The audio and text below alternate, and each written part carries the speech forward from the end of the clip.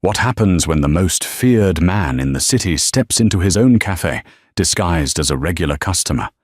He expected a quiet cup of coffee and a break from his violent life. Instead, a seemingly innocent waitress leaned over his table and whispered 4 words that shattered his entire empire. "Let's dive in." Cassian Costa was not a man who casually strolled into public spaces. As the head of the Costa Syndicate, controlling the ports, the underground casinos, and the largest illegal gambling ring in Boston, his life was governed by bulletproof glass, armored SUVs, and armed men shadowing his every move. He had inherited a blood-soaked crown at the age of 28, and for the past 7 years he had worn it with ruthless efficiency.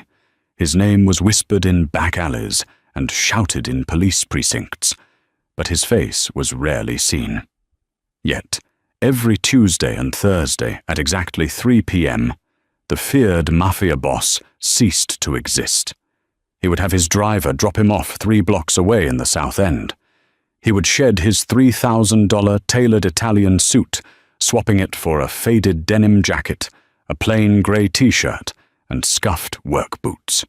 He would leave his 2 armed bodyguards in the idling Lincoln Navigator and walk through the biting Boston wind alone, shoulders hunched, blending perfectly into the working-class crowd. His destination was always the same: the Rusty Spoon, a small, slightly run-down diner squeezed between a dry cleaner and a vacant storefront.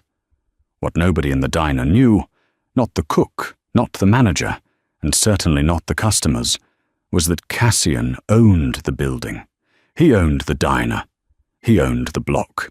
He had purchased it through a maze of 3 different shell corporations based in Delaware, primarily as a quiet front to wash small amounts of cash. But over time, it had become something else entirely: his sanctuary. Inside the Rusty Spoon, Cassian wasn't the ruthless Don of the Costa family. He was just Arthur, a quiet, exhausted construction worker who liked his coffee black and his corner booth left alone. The bell above the door chimed, cutting through the low hum of the refrigerators and the sizzle of the grill. Cassian stepped inside, shaking the autumn rain from his jacket. He moved directly to the back booth, sliding into the cracked red leather. Within seconds, the scent of vanilla and cheap waitressing perfume wafted over him. "Rough day on the site, Arthur?" Cassian looked up. Standing there was Emma Collins. She was 24, with messy auburn hair tied back in a hurried ponytail, a smudged apron, and eyes that held a mixture of deep exhaustion and genuine kindness. She was a college student, drowning in debt, working double shifts to keep her head above water. Cassian knew this because he had secretly run a full background check on every single employee the day he bought the place. "You have no idea, Emma," Cassian replied, his voice a gravelly murmur, carefully stripped of its usual commanding edge. She smiled, pouring steaming black coffee into his thick ceramic mug. "Well, you're in luck. Chef burnt a batch of cherry pie, but the center is still good. I saved you a slice. On the house." "You shouldn't give away the inventory," Cassian noted softly, amused. "Owner might get mad." Emma rolled her eyes, leaning against the edge of the table. "Whoever owns this place hasn't stepped foot in it for years. Mr. Henderson, the manager, says it's owned by some faceless corporate holding company. They don't care about a piece of burnt pie, Arthur. They only care about the bottom line." Cassian took a sip of his coffee to hide his smirk. Right. Faceless corporate companies. For months, this had been their routine. Cassian came in, Emma served him, and they shared brief, normal conversations. It was the only human interaction Cassian had that didn't involve extortion, violence, or paranoia. Emma treated him like a normal human being. She complained about her sociology professor, stressed over her rent, and cracked terrible jokes. In return, Cassian listened. For a man whose daily life involved ordering hits and avoiding federal indictments, Emma's mundane struggles were a soothing balm. He found himself thinking about her when he was sitting in smoke-filled back rooms, surrounded by dangerous men. But the illusion of safety in the diner was shattered one dreary afternoon in late November. Cassian was sitting in his usual booth, reading a newspaper, when the front door banged open. 2 men walked in. Cassian didn't need to look up to recognize the type. Cheap leather jackets, aggressive postures, and the distinct, arrogant swagger of low-level muscle. They belonged to the O'Neill crew, an Irish gang that operated on the fringes of Cassian's territory. Emma froze behind the counter, her grip tightening on a coffee pot. Mr. Henderson, the balding, nervous manager, rushed out from the kitchen. "Fellas," Henderson stammered, wiping his hands on his apron. "Can I help you?" The larger of the 2 men, a brute with a scarred jaw, smiled coldly. "Yeah, Henderson, you can help us. You missed your payment this week. Protection isn't free." I told you," Henderson whispered, his eyes darting around the half-empty diner. "The corporate office pays the bills. I just manage the floor. I don't have access to the safe without authorization." The second thug grabbed a heavy sugar dispenser from the counter and casually swept it onto the floor. It shattered, glass and white powder exploding across the worn linoleum. Emma gasped, taking a step back. "Then you better get authorization," the scarred man growled, reaching across the counter and grabbing Henderson by the collar. "Or next time, we start breaking the equipment. And then, we start breaking the staff." His eyes drifted menacingly toward Emma. In the corner booth, Cassian's blood turned to ice. His instincts screamed at him to stand up, draw the concealed Glock 19 tucked into his waistband, and paint the diner windows with the thug's brains. It would take him exactly 3 seconds to eliminate both of them. But he couldn't. If he acted, his cover would be blown. The police would be called. The shell companies would be investigated. Emma would know who he really was. Cassian forced his hands to remain flat on the table, his knuckles turning white. He watched, a silent, seething predator, as the thugs shoved Henderson backward, sneered at Emma, and walked out, promising to return the next day. Emma immediately dropped to her knees, her hands trembling as she began sweeping up the broken glass. Cassian slowly stood up, walked over, and knelt beside her. "Let me help," he said softly. Emma looked at him, tears of frustration shining in her eyes. "You shouldn't be here, Arthur. It's not safe. Those men, they've been coming around for weeks. I think they're going to hurt Mr. Henderson." "They won't," Cassian said, his voice dropping an octave, carrying a deadly certainty that made Emma pause.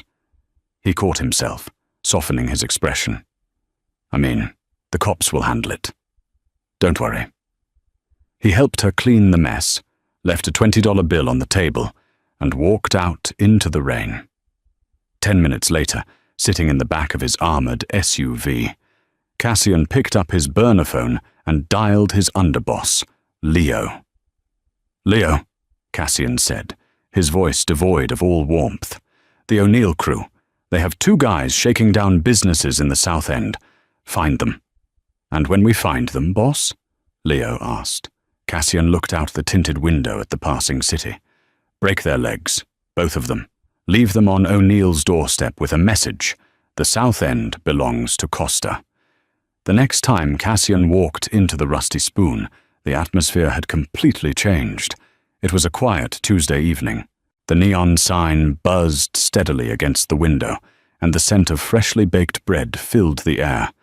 When Cassian slid into his booth, Emma practically bounded over to him, a radiant smile on her face. "Arthur? You won't believe it," she whispered excitedly, leaning over the table. "Believe what?" Cassian asked, feigning ignorance as he took off his damp jacket. Those men, the ones who broke the sugar jar and threatened Mr. Henderson, her eyes were wide with disbelief. It was on the local news this morning. They were found outside a warehouse, beaten half to death. The police are saying it was a gang dispute. They won't be bothering us ever again. Cassian offered a mild, practiced look of surprise. Is that right? Well, good riddance. Karma has a way of catching up with people like that. It's crazy, Emma breathed, pouring his coffee. It almost feels like someone was watching out for us, like we have a guardian angel. Cassian took a slow sip of the scalding liquid. If you only knew what your angel really looked like, he thought grimly. Maybe you do, Emma. Over the next few weeks, the dynamic between the undercover mafia boss and the diner waitress began to shift. The professional boundary blurred. Cassian found himself staying longer, ordering secondary meals he didn't want just to keep sitting in the booth while she worked. Emma, in turn, began spending all her downtime hovering around his table. She opened up to him. She told him about her father, who had passed away when she was a teenager, leaving her mother drowning in medical debt. She spoke of her dreams of opening her own bakery one day, far away from the grime of Boston. Cassian listened, captivated. In his world, women were either collateral, pawns, or socialites chasing his money and power. Emma was different. She was pure, uncorrupted by the dark underbelly of the city. He felt an intense, possessive need to protect her. Without her knowing, Cassian began pulling invisible strings. When Emma mentioned her landlord was trying to illegally evict her, Cassian had one of his lawyers send the landlord a terrifyingly formal cease and desist letter, accompanied by a visit from a heavily tattooed associate. The eviction was immediately dropped. When Emma's car broke down, the local mechanic, who owed Cassian a massive gambling debt, miraculously fixed her transmission for free, claiming it was a promotional giveaway. Cassian thought he was in total control. He thought he was the puppet master, orchestrating a perfect, safe little bubble for himself and the sweet waitress. He was dead wrong. It was a Friday night in mid-December. A massive nor'easter had hit the city, dumping 6 inches of snow and bringing traffic to a standstill. The Rusty Spoon was completely empty. Mr. Henderson had gone home early, leaving Emma to close up shop. Cassian had stayed behind. He sat in his usual booth, watching the snow swirl violently under the street lamps outside. The diner was dimly lit, the only sound the rattling of the wind against the glass and the soft hum of the radio playing old jazz tunes. Emma walked over, flipping the sign on the door to closed and locking the deadbolt. She turned around, wiping her hands on a rag, and walked slowly toward Cassian's booth. "Looks like you're stuck here for a bit, Arthur," she said, her tone softer than usual. "I don't mind," Cassian replied, watching her intently. The dim lighting caught the sharp angles of her face. She looked tired, but breathtaking. "Let me get you a fresh cup," she said, turning to the counter. Cassian watched her back. A dangerous thought crossed his mind. What if he told her the truth? What if he offered to pay off all her debts, buy her that bakery, take her out of this miserable diner? Would she look at him with horror, or would she understand? Emma returned, carrying a steaming mug of black coffee. She didn't set it down immediately. Instead, she slid into the booth opposite him, sliding the mug across the table. Cassian smiled, reaching for the handle. "Thank you, Cla." He stopped. As the steam rose from the mug and hit his face, his highly trained senses flared. The coffee smelled wrong. Underneath the rich scent of roasted beans, there was a sharp, bitter, almost metallic tang. It was faint, barely noticeable, but to a man who had survived 3 assassination attempts in the last 5 years, it was as loud as a siren. He didn't touch the mug. He slowly raised his eyes to look at Emma. She wasn't smiling anymore. The warmth, the exhaustion, the sweet innocence that he had watched for months. It was completely gone, evaporating like water on a hot stove. Her posture had changed. She sat perfectly straight, her shoulders squared, her eyes entirely devoid of emotion. They were cold, dead, and utterly terrifying. For a long, agonizing moment, neither of them moved. The jazz music hummed softly in the background. The snow beat against the window. Cassian's mind raced, his pulse pounding in his ears. "Who is she?" Emma leaned forward, bridging the space between them. The scent of her cheap perfume was suddenly overpowering. She looked him dead in the eyes, all pretense dropped, and whispered 4 words that made the room spin. "Vincent sends his regards." Cassian's breath hitched in his throat. Vincent. Vincent Moretti was the head of the New York syndicate, Cassian's most bitter, bloodthirsty rival. They had been engaged in a shadow war for 2 years. But how? How did Vincent find him here? And more importantly, he stared at the girl he thought he knew, the sweet, struggling college student. "You haven't touched your coffee, Cassian," Emma said, her voice entirely different now, smooth, calculated, and dripping with venom. She used his real name effortlessly. "It's a special blend. Sourced it myself." Cassian's hand slowly, instinctively, drifted under the table toward his waistband. "I wouldn't do that," Emma noted casually, not even blinking. "There's a laser sight pointed at the back of your skull from the roof of the dry cleaners across the street. My guy has a thermal scope. You draw that weapon, he paints the window with your brains." Speechless. For the first time in his entire life, Cassian Costa, the undisputed king of the Boston underworld, had absolutely nothing to say. He had been played. Every smile, every complaint about sociology class, every free slice of burnt cherry pie. It was a long con, a masterpiece of infiltration. She hadn't just gotten close to him, she had made him care about her. She had manipulated his desire for a normal life and weaponized it against him. "Who are you?" Cassian finally choked out, his voice a dangerous rasp. Emma tilted her head, a cruel smirk playing on her lips. "Emma is my real name, actually, but my last name isn't Collins." She leaned back in the booth, crossing her arms over her apron. "It's Moretti. I'm Vincent's daughter." Moretti. The name tasted like ash in Cassian's mouth. Vincent Moretti was a ghost story whispered among made men, a ruthless, archaic New York boss who viewed the Costa Syndicate's grip on the New England ports as a personal insult. But Vincent was old school. He believed in car bombs and drive-by shootings. He didn't believe in long-con espionage.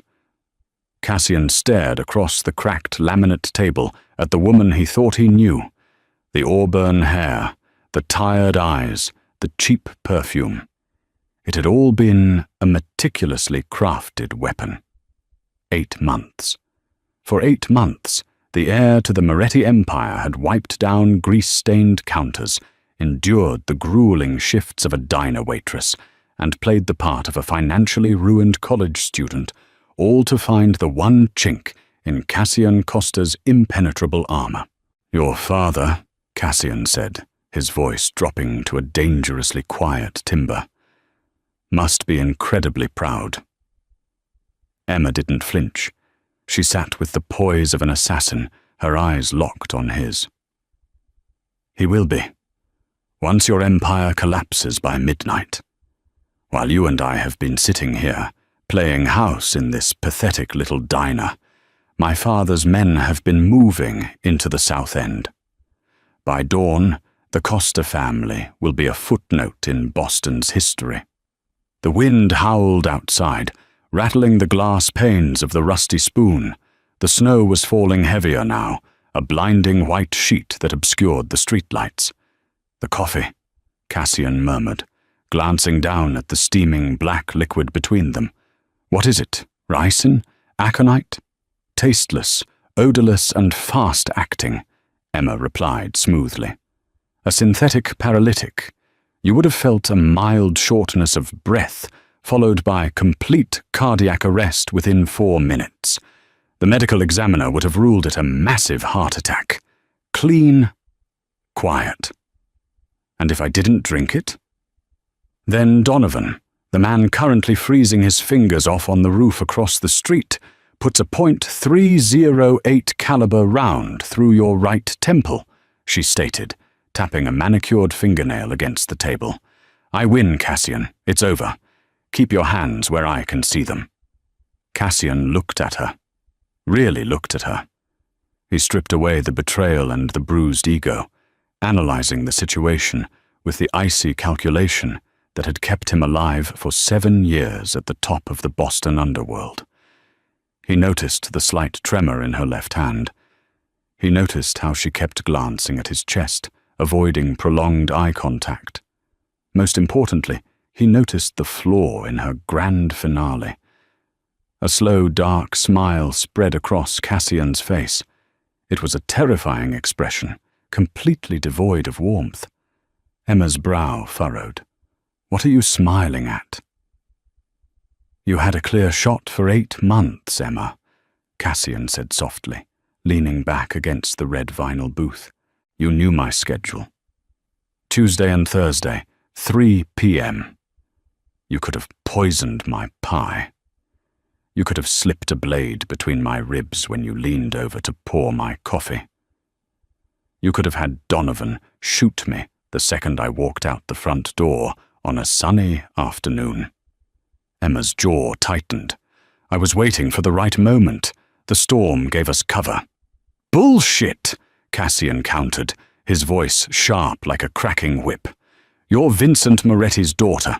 You were raised around blood and cordite. You don't need weather patterns to cover a hit. You waited because you hesitated. I don't hesitate. You did, Cassian challenged, sliding his hands slowly onto the tabletop, interlacing his fingers. You let yourself get too close. You spent months telling me your fake stories, but you listened to mine. You realized the monster your father sent you to kill was just a man looking for a quiet cup of coffee. You didn't want to shoot me in the street like a dog. You wanted to do it quietly, in an empty diner, to give us one last conversation. Emma's facade cracked, just a fraction of an inch, but it was enough. Her eyes flashed with defensive anger. You don't know anything about me. I know that you're bluffing right now, Cassian said gently. He reached into his jacket pocket. Emma instinctively dropped her hand beneath the table, and Cassian heard the distinct, metallic click of a revolver hammer being pulled back. She had a gun pointed directly at his stomach through the table. Cassian didn't stop. He pulled out his burner phone and casually slid it across the table toward her. Call him, Cassian said. Emma stared at the phone. What? Call Donovan. Tell him to take the shot. Emma's breathing hitched. She stared at Cassian, then at the phone. She slowly reached up with her left hand, pressing 2 fingers against her ear, revealing a nearly invisible flesh-colored earpiece tucked behind her hair. Donovan, she commanded, her voice wavering for the first time. Do you have a visual? Static. Donovan, respond. Status. Nothing but the faint hiss of radio silence. Cassian checked his heavy steel watch. Donovan isn't going to answer, Emma, because about 20 minutes ago, my underboss, Leo, went up to the roof of the dry cleaners. Donovan is currently unconscious and tied to a radiator in the basement. Panic, raw and unfiltered, finally shattered Emma's icy demeanor. She gripped the revolver under the table tighter. You're lying. You couldn't have known. You drank the coffee. You thought I was a waitress. I did, Cassian admitted, his voice softening. You fooled me, Emma. You really did. but you underestimated my paranoia. I don't just own this diner. I own the dry cleaners, the vacant storefront, and the apartment building down the block. When a strange van parked in my alley tonight during a blizzard, my security detail didn't ask for permission. They cleared the threat. He leaned forward, hovering just inches from the poisoned cup of coffee. You're alone, Emma. And your father's men moving into the South End? They're walking into an ambush. My soldiers have been waiting for them since sunset. The silence in the diner was deafening, broken only by the relentless howling of the nor'easter outside. Emma sat frozen, the revolver trembling slightly under the table. The grand strategy, months of agonizing undercover work, had unraveled in a matter of seconds. She had been outplayed by the King of Boston. Suddenly, the heavy metal back door of the diner's kitchen crashed open. The sound of heavy combat boots echoed across the linoleum. 4 massive men, wearing dark winter gear and carrying suppressed submachine guns, filed into the room. At the front was Leo, Cassian's trusted underboss, his face a mask of violent intent. He raised his weapon, the laser sight painting a bright red dot squarely on the center of Emma's chest. "Boss," Leo barked, his eyes locked on the waitress. "We're clear outside. New York crew is neutralized. Give the word." Emma closed her eyes, a bitter tear finally escaping and tracing a hot path down her cheek. She didn't raise her gun. She didn't try to fight. She simply waited for the end. Cassian stared at her. According to the laws of the underworld, her fate was sealed. She had infiltrated his territory, deceived him, and attempted to assassinate him. His men expected him to order her execution right here in the booth. It was the only way to maintain respect. It was the only way to send a message to Vincent Moretti. But as Cassian looked at the girl who had served him coffee, who had laughed at his dry jokes, who had swept up broken glass on her hands and knees, he realized something profound. He didn't want a waitress, and he didn't want a corpse. He wanted a queen. "Lower your weapons," Cassian ordered, his voice echoing with absolute authority. Leo blinked, lowering his gun a fraction of an inch but keeping it ready. "Cassian, she's a Moretti." "I said lower them, Leo. Wait outside by the SUVs." Leo hesitated, casting a venomous glare at Emma before signaling the men. They backed out through the kitchen, the heavy door slamming shut behind them, leaving Cassian and Emma alone once more. Emma slowly opened her eyes, confusion warring with the terror in her chest. "Why?" she whispered, her voice cracking. "Why didn't you let them shoot me?" Cassian reached across the table. He gently wrapped his large, scarred hand over hers, forcing her to lower the revolver beneath the table. She didn't resist. "Because your father sent you here to die," Cassian said, his eyes burning into hers. "Look at the play, Emma. He sent his own daughter deep into enemy territory with a single sniper as backup. If you succeeded, he wins Boston. If you failed, I kill you. And he has the ultimate justification to launch a full-scale mafia war to avenge his murdered child. Either way, Vincent wins. You are nothing but collateral damage to him." The words hit Emma like physical blows. She slumped back against the booth, the fight completely draining out of her. The terrifying truth was that she knew Cassian was right. Her father had always viewed her as a pawn on his chessboard. The debt she had mentioned weeks ago, her mother's medical bills, wasn't entirely a lie.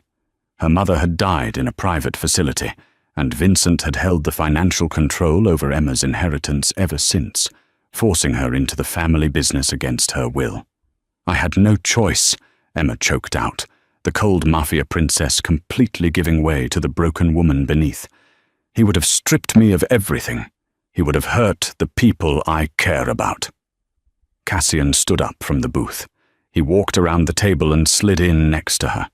He didn't crowd her, but his presence was an undeniable shield of warmth against the freezing diner. "You have a choice now," Cassian said, his voice a low, magnetic rumble. "Vincent Moretti thinks he's a king. Let's show him what happens when a king's pawn reaches the other side of the board." Emma looked up at him, her breath catching as she met his dark, intense gaze. "What are you proposing?" "A merger," Cassian said, a lethal smirk returning to his face. "You know his security protocols. You know his lieutenants. You know where he hides his money. Help me tear your father's empire to the ground, brick by brick. We take New York. We take everything. And in return," Emma asked, her heart pounding a frantic rhythm against her ribs. Cassian reached up, gently tucking a stray lock of auburn hair behind her ear. His thumb brushed against her cheek, sending a jolt of electricity through them both. "In return, I give you New York. I give you your freedom. And maybe we find out if the girl I spent the last 8 months falling for was entirely an act." Emma stared into the eyes of the most dangerous man in Boston. The fear that had paralyzed her moments ago evaporated, replaced by a dangerous, thrilling rush of adrenaline. She had spent her entire life trying to escape the darkness of the Mafia. But looking at Cassian, she realized she didn't want to escape the dark anymore. She wanted to rule it. She glanced at the poisoned cup of coffee, then back to Cassian, a slow, wicked smile mirroring his own. "My father," Emma whispered, leaning in until her lips brushed against his jaw, "never drinks his coffee black. He takes it with cream." Cassian laughed, a genuine dark sound that filled the empty diner. He pulled her into a fierce, claiming kiss, sealing a pact written in betrayal and destined for blood. Outside, the storm raged on, burying the city in ice. But inside the Rusty Spoon, a new empire had just been born.